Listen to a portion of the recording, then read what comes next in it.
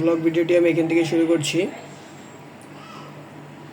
আজকে দেখুন এখানে নতুন একটি ভর্তা রেসিপি নিয়ে চলে আসলাম। এখানে বরবটি রসুন দিয়ে একসঙ্গে বরবটির সঙ্গে ভেজে নেওয়া হয়েছে। তারপরে শুকনো মরিচগুলো দিয়ে এখন শুকনো মরিচগুলো ভেজে নেওয়া হচ্ছে। চারপাশে বরবটিগুলো তুলে দিয়ে মাঝখানে শুকনো মরিচগুলোকে ভেজে নিচ্ছি।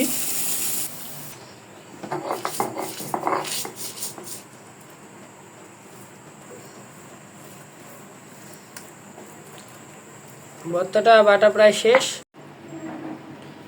হ্যালো এভরিওয়ান, আসসালামু আলাইকুম। আপনারা সবাই কেমন আছেন? আশা করি সবাই আল্লাহর মধ্যে ভালোই আছেন। আমি আল্লাহর মধ্যে ভালোই আছি।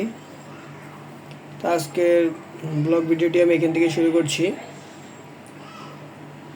আজকে দেখুন এখানে নতুন একটি ভর্তা রেসিপি নিয়ে চলে আসলাম। এখানে বরবটি ভর্তা করা হবে, আর এই কারণে বরবটিগুলোকে ছোট করে কেটে হালকা সামান্য পরিমাণ পানি দিয়ে সিদ্ধ করা হচ্ছে।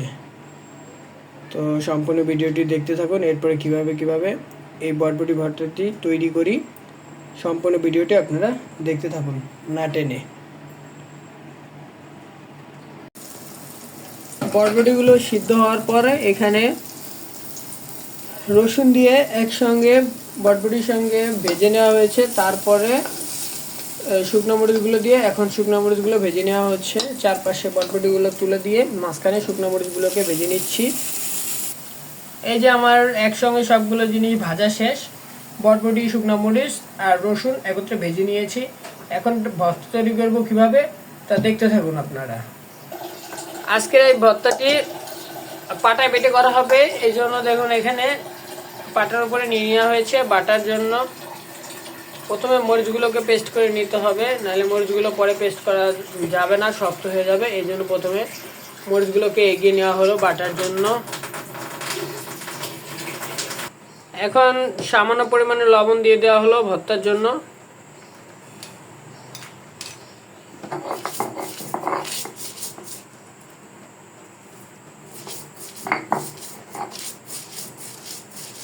এরকম শুকনো মরিচ যখন তেলে ভেজে পাটায় বাটা হয় তখন একটা সুন্দর একটা স্মেল তৈরি হয়। এখন এই স্মেলটা পাওয়া যাচ্ছে শুকনো মরিচ বাটার পরে।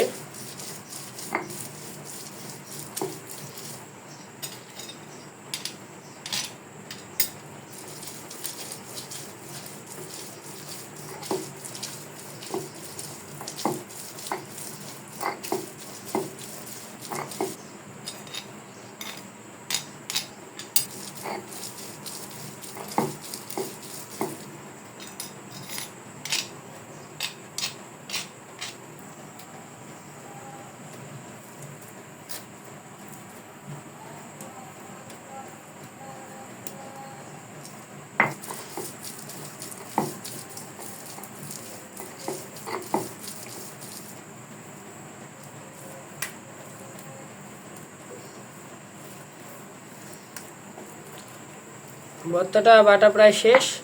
এখন এগুলোকে তুলে নেওয়া হচ্ছে। এই ভর্তাটা তেমন মিহি করার প্রয়োজন নেই, এরকমভাবে বেটে নিলেই হবে। তারপরে এখন হাত দিয়ে সম্পূর্ণ ভর্তাটাকে মাখিয়ে নিতে হবে, যাতে সব দিকে সমানভাবে রসুন মরিচের ভর্তার লবণের মাত্রাটা সব দিকে সমানভাবে ছড়িয়ে পড়ে।